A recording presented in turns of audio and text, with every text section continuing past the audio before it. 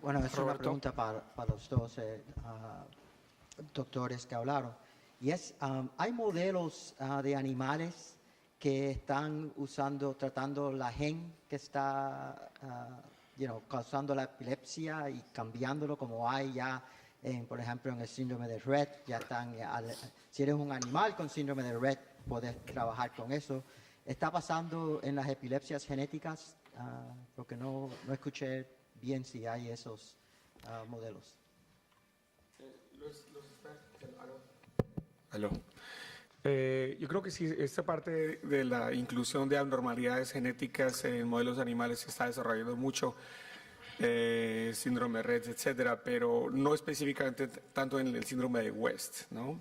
Sino en otras epilepsias tempranas, encefalopatías epilépticas, y fue parte de la razón por la cual me tocó restringirlo al síndrome de West, porque si no el tema era demasiado amplio para abordarlo, pero en cuanto que se puedan replicar las anormalidades vistas en el área clínica y adaptarlas a modelos animales, se van a poder ensayar más las medicinas y formas para tratar estas enfermedades, ¿no?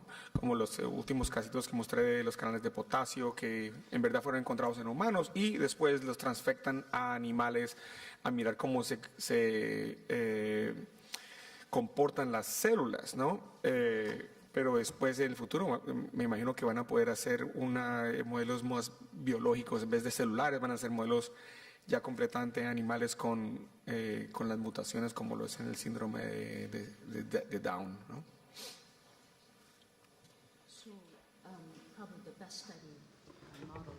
Lo siento, pero no tiene el micrófono abierto.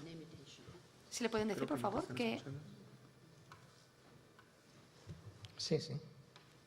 No tiene que ser No rojo. se lo oye porque hay demasiados micrófonos abiertos.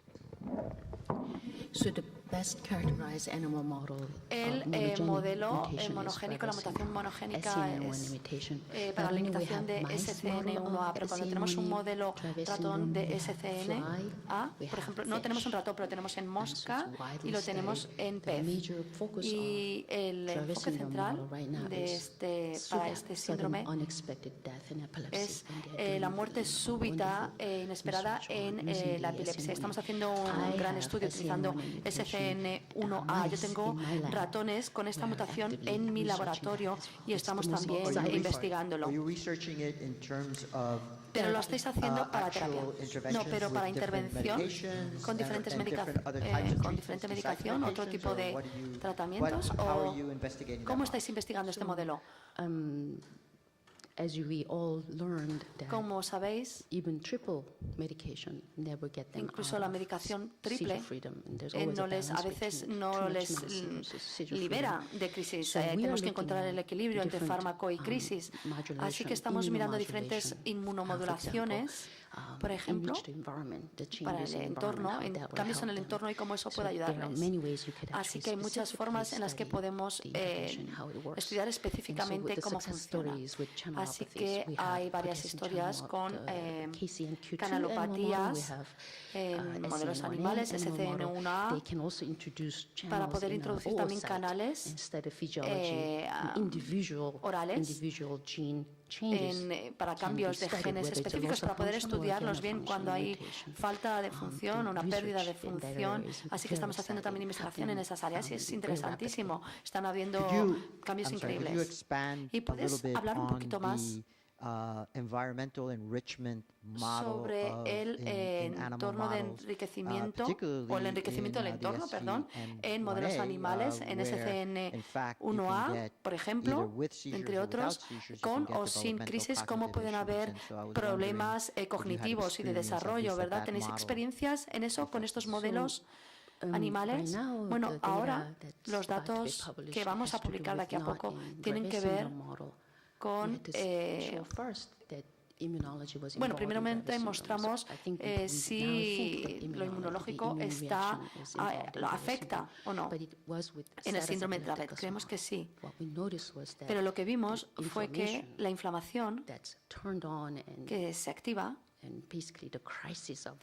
la crisis de esas convulsiones está muy relacionado con esa, y esta activación está suprimida. Así que la recuperación, la función de recuperación después del estado epiléptico puede estar modulado por el entorno, sí que puede estar afectado por el entorno. La recuperación es el antiinflamatorio más encontrado, mejor que dexametasona, mejor que otros. Si un entorno enriquecido puede alterar esto, pues no lo sabemos, esa es la pregunta, pero sí que he visto cosas increíbles en mis pacientes. Uno de mis pacientes que tenía un diagnóstico temprano y que hicieron todo tipo de terapias físicas, ocupacionales. Se llama Kara y está en la clase, en el colegio, y tiene síndrome de Dravet. Así que yo me pregunto, muchas veces también puede haber genes modificadores, claros, además del canal de sodio, pero no puedo dejar de lado el hecho de que ella ha nacido en un entorno que la adora y que tiene muchos recursos y muchas capacidades. Y toda esa rehabilitación tiene que ayudar. Una vez más. Disculpe de nuevo, pero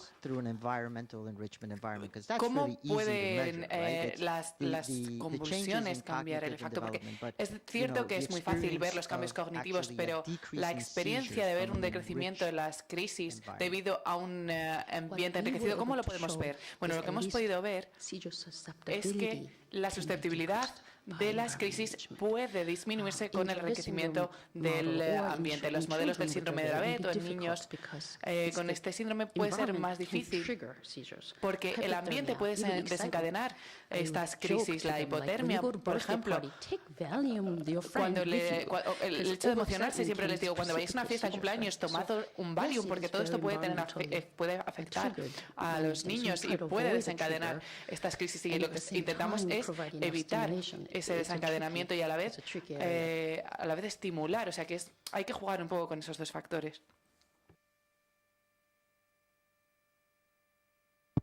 Paolo Curatolo, Rome.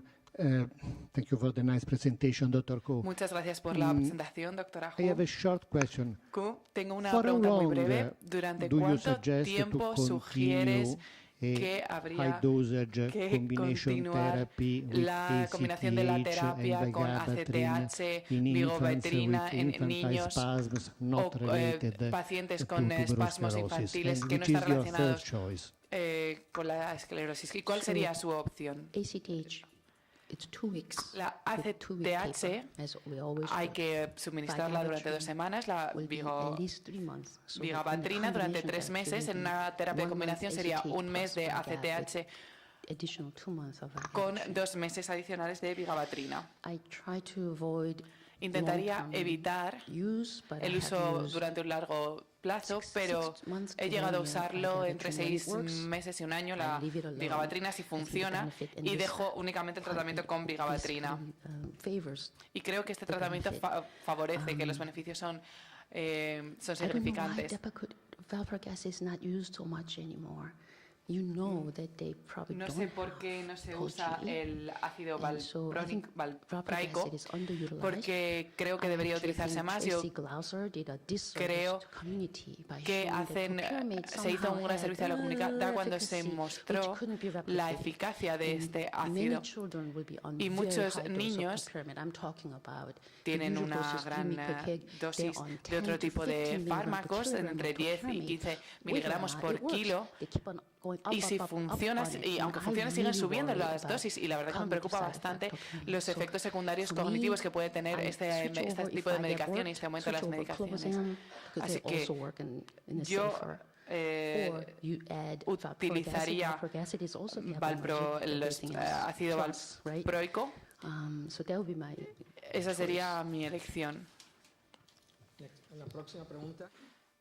I just wanted to add one thing. Solo quería añadir una cosa. En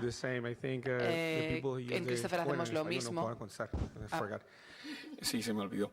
El vigabatrin lo utilizan, generalmente lo utilizamos hasta el año, por un año, en vez de los 3 meses cuando es con tratamiento con ACTH. Cuando se acaba el ACTH, generalmente no lo paramos súbitamente, sino utilizamos alguna otra medicina hasta el año de edad o hasta que se normaliza el electroencefalograma. Y sí hay personas que utilizan el topiramato en el servicio, dosis hasta 15 o 20 miligramos por kilo, con eficacia, pero los estudios en verdad no han sido tan contundentes para el topiramato como para la CTH y la vigabatrina. No hemos utilizado lo que lo que la doctora Co estaba hablando en el estudio, que se utilizan al mismo tiempo, la CTH y la vigabatrina, pero tiene lógica de utilizarlos al mismo tiempo con mecanismos diferentes para la enfermedad, ¿no?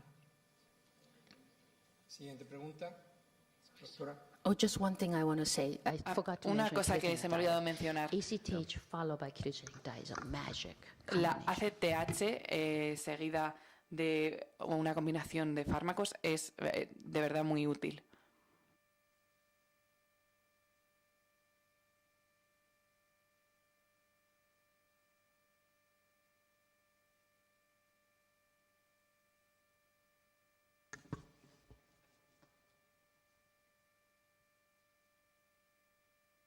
Bueno, buenas tardes. Agradecer a todos los Good afternoon. ponentes First of all, porque thank you estaban muy for buenas todas your las ponencias, pero mi pregunta es para la doctora Co. ¿Qué opina de la nueva técnica genética o terapia genética del CRIS para tratar la epilepsia de origen genético monocrómico?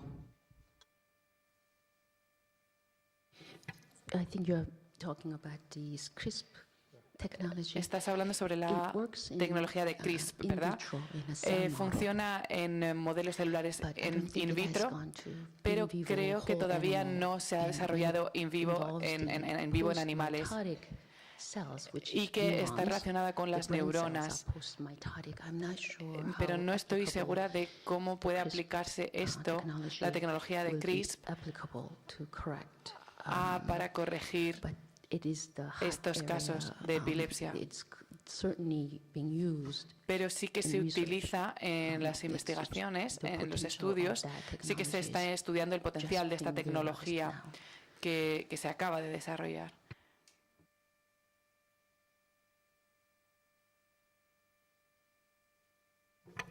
Una pregunta rápida. El paciente Jack, ¿era tu paciente?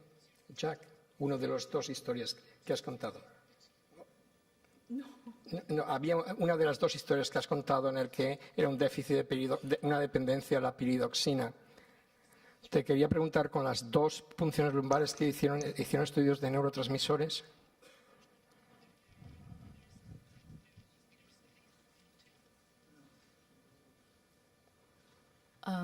No, we just did the gene test. No, solo hicimos el test genético. Cuando hicieron la punción lumbar, hicieron estudios de neurotransmisores. Sí, pero no fueron concluyentes. Por eso hicieron 3 punciones lumbares. Una para ver los neurotransmisores, pero no fue de ayuda. Es muy interesante y muy importante. En cuestión de los modelos animales, una pregunta para Ignacio han preguntado si los modelos animales se pueden utilizar para saber los mecanismos, etcétera. Pero mi pregunta es, ¿se pueden utilizar los modelos animales para intentar contestar la pregunta que decíamos esta mañana? Es decir, ¿es la epilepsia o es la mutación que produce la anomalía? ¿En modelos animales se han estudiado de alguna manera los cerebros de esos animales y se puede esperar que uno sepa cuál es el mecanismo de daño de ese cerebro? Y en ese caso, ¿es tratable incluso genéticamente una mutación que ya ha existido prenatalmente y ha afectado el desarrollo del cerebro? ¿O sería impensable el hacer incluso un tratamiento genético en un paciente que nace, tiene la mutación y va a empezar con convulsiones? Todavía en animales es difícil porque se produce a veces la mutación y no todos los animales presentan la encefalopatía epiléptica ni los cambios electroencefalográficos. O sea que estamos todavía un poquito lejos de entender. Pero en aquellos que se producen, se estudian estos cerebros, se puede responder la pregunta que hemos hecho esta mañana aquí. El cerebro, cuando es genético, generalmente se puede ver normal, a menos de que el cambio genético tenga una consecuencia en la formación del cerebro, como lo es en el gen del ARX, que pueden tener lisencefalia y otras anormalidades. Pero yo pienso que es un poquito difícil, no sé qué piensa Suki, pienso que es un poquito difícil separar, es la actividad epiléptica, es el gen, porque la una produce la otra. ¿Cómo separa las dos cosas, las consecuencias y el pronóstico? ¿Qué opinas, Suki? El problema va a ser cómo estudias ese cerebro, ¿verdad? Pero es al menos importante saber que ese cerebro no tiene ninguna disgenesia a nivel microscópico, que no tiene alteraciones en las sinapsis cerebrales y que es un cerebro, en tanto en cuanto utilizas los métodos que puedes utilizar, es un cerebro que no muestra lesión per se por la mutación. Dependiendo del modelo, exactamente. Fernando. Sí, Fernando Mulas, Neuropediatría de Valencia. Gracias por las dos ponencias. Y a la doctora Koch. Bueno, hablando de aspectos clínicos prácticos en la asistencia diaria, ella ha hablado de la epilepsia en general, la discrepancia que hay entre la buena evolución, entre comillas, de la epilepsia, solamente un 16% refractarias, y el pronóstico desfavorable a nivel cognitivo de la epilepsia en general, porque hay casi un 25% de niños con déficits cognitivos, como ha puesto varias estadísticas. Claro, entonces uno tiene que plantearse que se nos pasan desapercibidos la posibilidad de intervención. Y yo le quería preguntar si cree recomendable en todos los casos de epilepsia hacer un estudio neuropsicológico antes de empezar un tratamiento, porque si no, muchos niños, por ejemplo, con trastornos de atención, que son muy frecuentes las epilepsias, se van a pasar desapercibidos. Y creo que eso lo estamos haciendo mal. ¿Qué opina ella?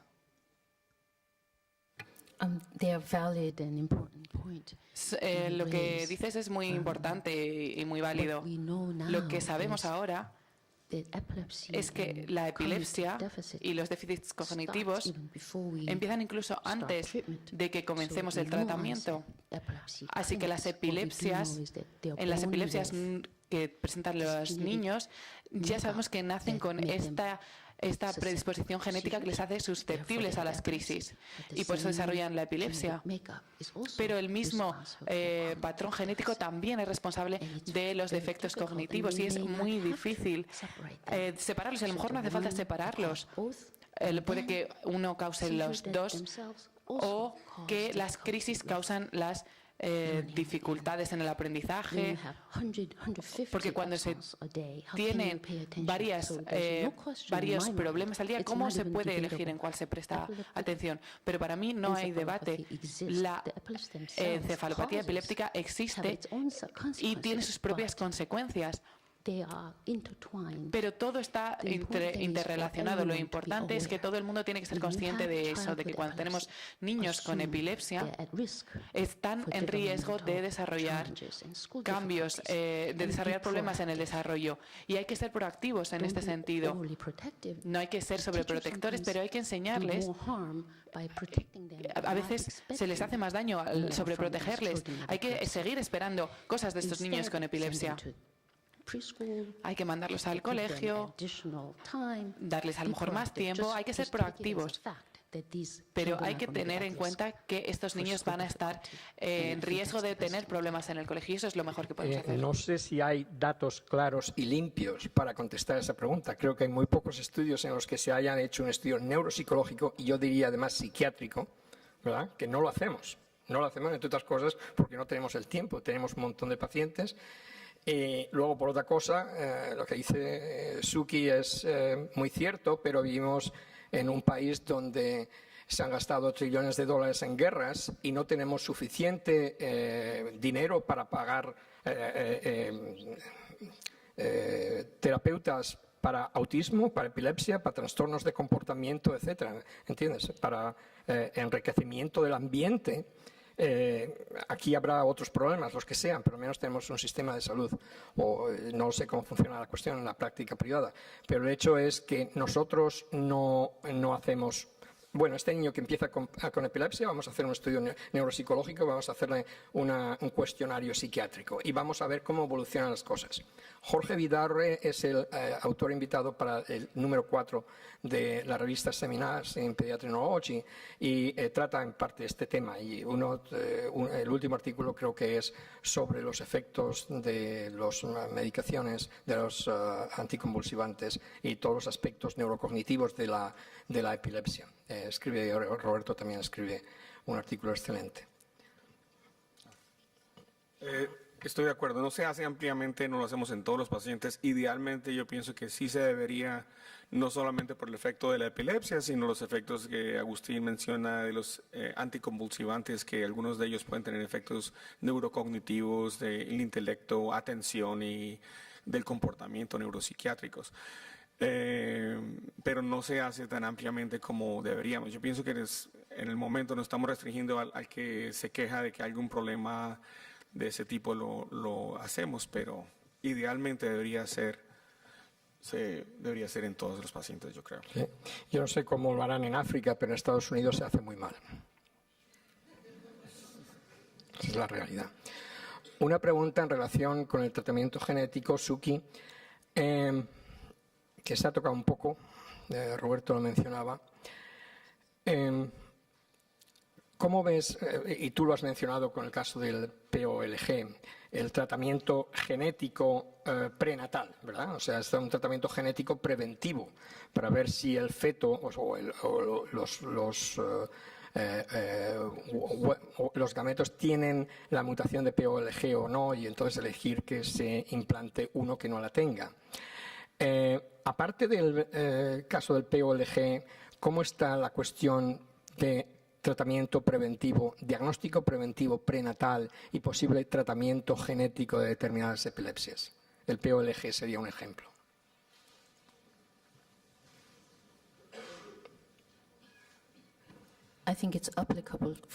Creo que se puede aplicar para todos los trastornos recesivos autosómicos.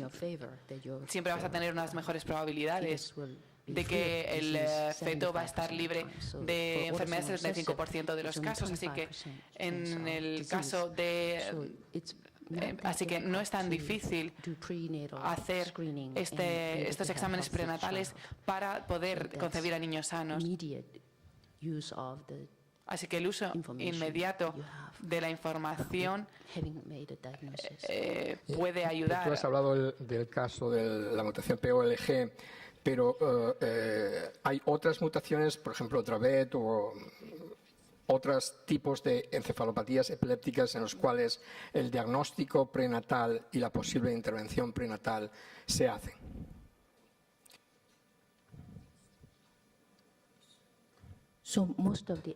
La mayoría de las encefalopatías epilépticas se deben a mutaciones de novo, no hereditarias. Es algo que acabamos de descubrir. Alrededor del 75% o del 80% de las esclerosis tuberosas son de novo, alrededor del 80% del síndrome de Dravet son de novo. Muchos de las epilepsias catastróficas son mutaciones de novo. Hay una oportunidad del 3% aún así de tener un problema. Yo he visto también a parejas de 25 años con un síndrome de Down porque no les hicieron el screening, porque el screening es una cuestión de dinero, ¿verdad? Si se hace a todo el mundo, aparte de las posibles complicaciones de la biopsia de la placenta, es un problema de dinero. Si unos padres han pasado ya por una experiencia catastrófica de una encefalopatía epiléptica y a pesar de que saben de que el riesgo de recurrencia es menor, y vamos hacia el tratamiento genético precoz, y sería una elección también, ¿no? Pero tú considerarías no razonable que una pareja que ha ido sobre toda esa experiencia diga, yo quiero, no puedo estar seguro de nada en la vida, ¿verdad? Pero si puedo estar seguro a que al menos este problema no lo tengo, no sé si mi hijo tendrá fibrosis quística, además, que sería mucha mala suerte, ¿verdad? Pero por lo menos un problema que yo sé qué es vivirlo, si me decido a tener un hijo, quiero, si es posible, tener un 100% de seguridad de que no voy a tener este problema.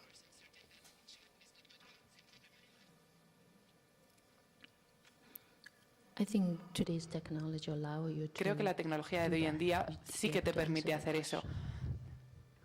Is it done frequently? I mean, you have y se suele hacer. Genetics clinic. How often Hay una do the parents tú tienes ask you una this clínica de question? epilepsia genética. ¿Cuánto de frecuente te preguntan esto los padres?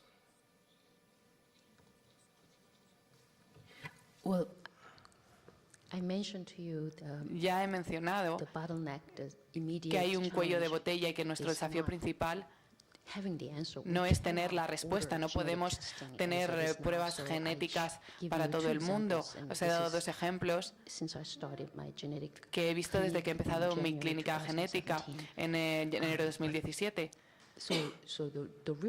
Pero el problema real es tener el diagnóstico lo más rápido posible. Todavía no estamos pensando en el tratamiento porque no tenemos las respuestas todavía, no podemos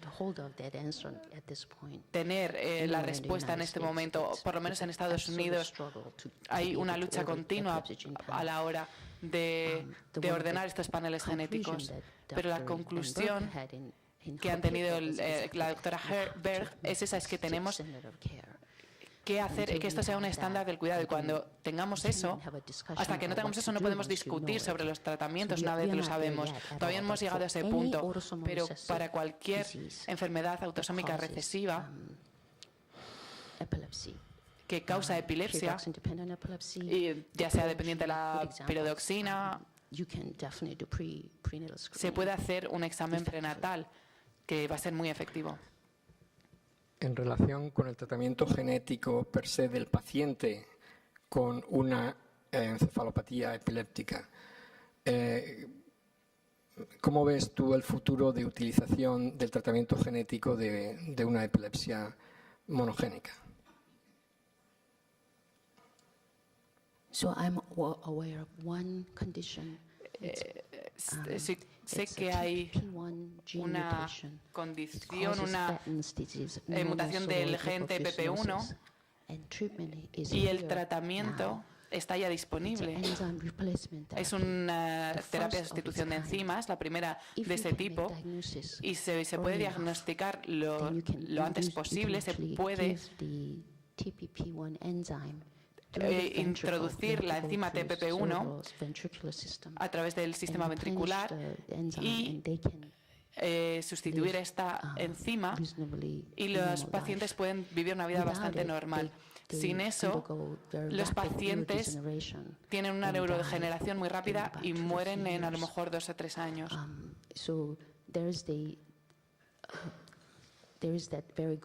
Así que ese es un muy buen ejemplo de lo que se puede hacer. Es una terapia de enzimas que se puede hacer a través de la sustitución de enzimas cuando se ha hecho el diagnóstico, y aunque se haga el diagnóstico 6 meses después, los pacientes ya no pueden andar, ya no pueden hablar, y esto solo ocurre en 6 meses. En 6 meses ya empiezan a tener un deterioro muy rápido, y en ese momento ya te has dado cuenta de que estás tratando con una enfermedad degenerativa, pero ya es demasiado tarde. Así que, de nuevo, el desafío principal es el reconocimiento temprano y el diagnóstico temprano de estas enfermedades. Quiero repetir la pregunta de Roberto. En los modelos animales de epilepsia monogénica, ¿por qué no se están haciendo tratamientos genéticos como, por ejemplo, se han hecho en el síndrome de Rett, y ver si la corrección del déficit genético cura la enfermedad o no? ¿O ves que es... entiendo ahora que están contestando los mecanismos, efectos, etcétera, pero ¿tú crees que es una etapa que se debiera de tomar en la investigación del tratamiento genético en modelos animales?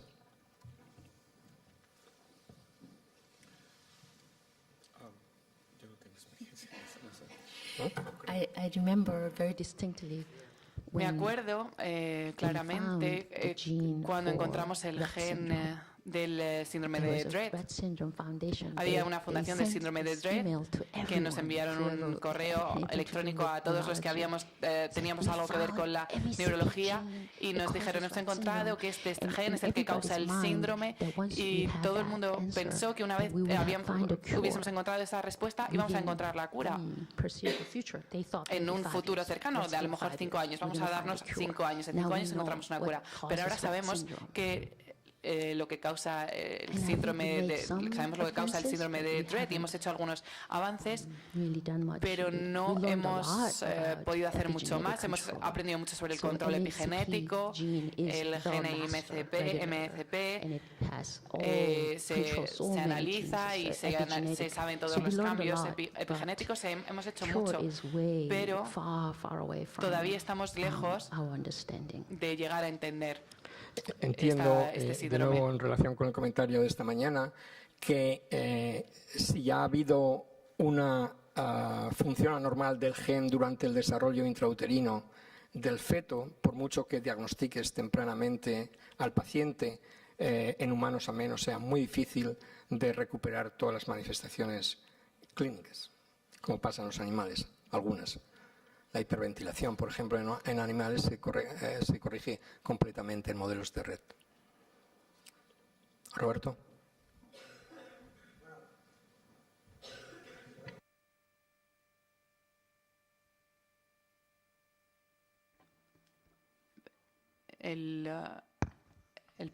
Hola.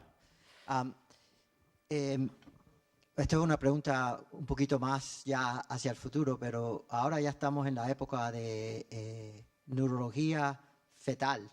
Ya hay muchos centros donde de verdad estamos mirando no solamente cuando el bebé nace, pero antes que el bebé nace, la neurología con muchas diferentes técnicas. La pregunta es si ustedes ven ya en el futuro la posibilidad de empezar a hacer exámenes genéticos para los genes, por ejemplo, en espasmos infantiles, que sabemos hay muchas genes ya identificadas. Y si esa gen se identifica antes del bebé nacer, las clases de intervenciones que pudiéramos hacer antes de que ellos tuvieran espasmos, quiere decir, tratarlos con medicinas para prevenir los espasmos infantiles. Y yo sé que estamos ya mirando a otro nivel, pero me gustaría simplemente los comentarios.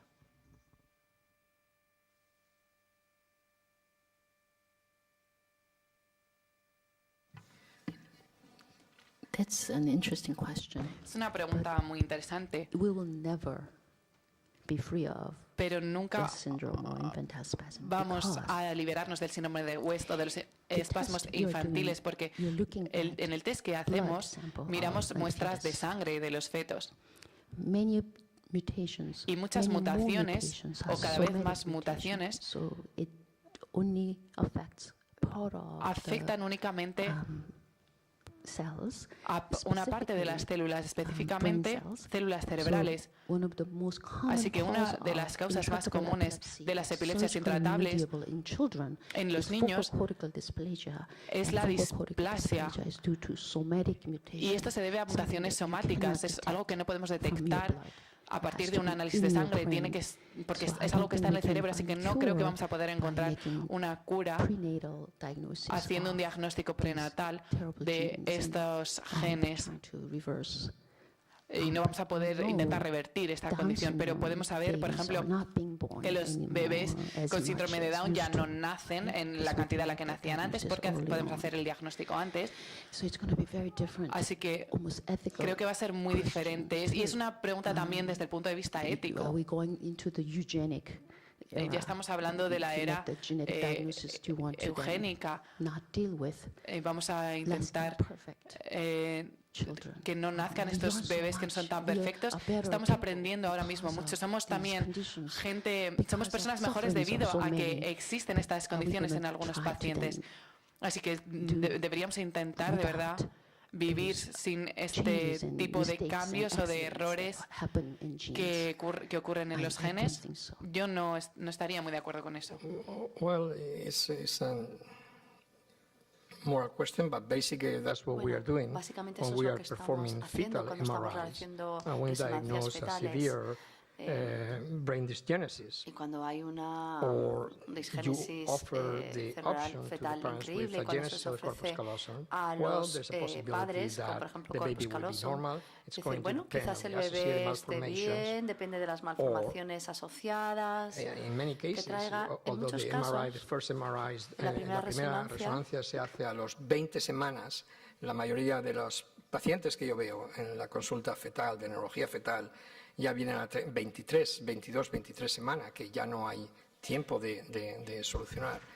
Pero el objetivo de la neurología fetal es, lógicamente, un mejor pronóstico de los fetos. Y eso implica la posibilidad de terminar el embarazo. Tiene dos objetivos, ¿no? Informar a los padres, a la madre sobre todo, de cuál es el diagnóstico y cuáles son las posibilidades, pero también de ofrecerles la opción de si quieren o no terminar el embarazo. En pacientes donde hay una historia familiar, yo tengo una pacientica hace 5 años que falleció y no tuvimos en verdad un diagnóstico preciso. Y la hermana hace 2-3 meses empezó con los mismos síntomas y con el whole exome sequencing now pudimos descubrir una mutación en un gen que fue descrito por primera vez en el 2016, que no estaba ni siquiera descrito hace 5 años. Y obviamente pues los papás estaban muy sorprendidos de que finalmente hubiéramos descubierto esa mutación, pero yo pienso que en el futuro, cuando los padres tengan enfermedades recesivas que se pueden descubrir más temprano, si de pronto si no son solamente localizadas en el cerebro, sino que se pueden localizar prematuramente, por lo menos pueden hacer una decisión temprana inicialmente. Así pienso que el tratamiento está muchos años más adelante. Sí. Bueno, pues son las 2, la 1 en Canarias, y hemos terminado la sesión de la mañana. Tenemos la sesión de la tarde comenzando a las 3:30.